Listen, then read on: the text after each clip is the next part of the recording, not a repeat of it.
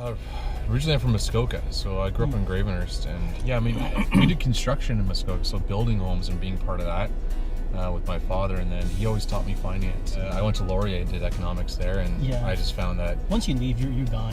It was really hard to get back up there. Yeah. Some buddies that came over here and showed me Burlington area. I was like, well, this is my jam. The water's right there, and it's bigger, but you still got a small town feel to it. I started with RBC. Interviewed. I wanted to be in Burlington. They're like, well, we got a spot in Hamilton. And I was like, I've never been to Hamilton. They're like, oh, it's part of Halton. I was like, okay. When I got off the highway, I was on Burlington Street. Literally, I'm like, oh my god, these pipes are on fire. Like, does somebody need to know that? Like, what the hell is going on? But it was a really good lesson not to judge, any book by its cover.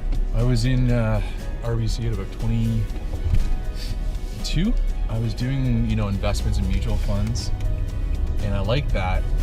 But then I started doing mortgages, and I got to have the people showing me their keys, and they bring in pictures of the home, and they invite you to their housewarming parties. That was really the cool part. I mean, we didn't have really social media as much back then, so them coming in with photos of their house and showing me what they before painting, and that was a really cool part. And just removing that nervousness, right? Like, the first time you do anything is nervous, so showing them you have nothing to worry about, and really just holding their hands.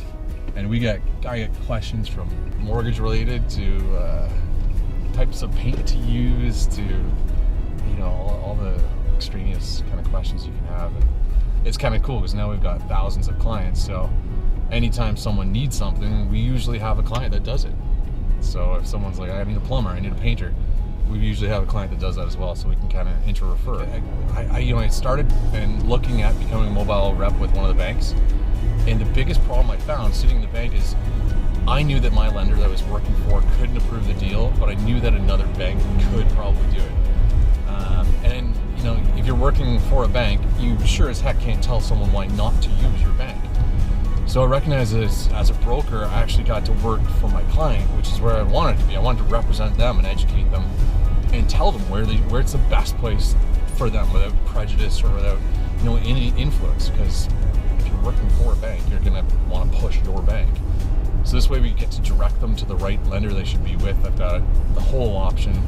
And we always say the joke, like, I would never go to a beer store that's only got one beer. That would be the last beer store I'd ever want to go to. But I mean, you want to go to the beer store where someone's going to be like, really trying to match your needs and not have anything of their own volition as to why they're recommending that. Like, they really want to see you happy and in the right spot and with the right product that you need. So I found that by being a mortgage broker, I could work with all the different lenders and give what my client needed, and it just resulted in more yeses. And saying yes feels really good to do, really.